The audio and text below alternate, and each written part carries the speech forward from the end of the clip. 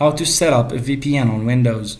Want to encrypt your internet traffic and browse anonymously? A VPN is your answer. Today, we'll guide you through setting up a VPN on Windows in under 2 minutes. Let's dive in.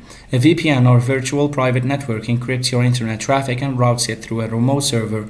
This makes your online activity private and appears to originate from the VPN server location, masking your actual one. There are many VPN services available, both free and paid. Consider factors like security, speed, server locations, and price when choosing a VPN provider.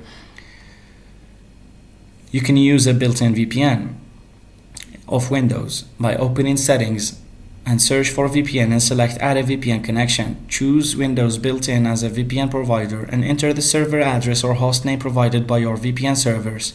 Choose a connection name and your login credentials and click Save. Or you can go back to the VPN settings menu and click on the VPN connection you just created and click Connect to enter your login credentials if needed. Many VPN services offer their own dedicated apps for Windows. Download and install the app from your VPN provider's website. The setup process might differ slightly, but the general steps of entering server details and login credentials will be similar.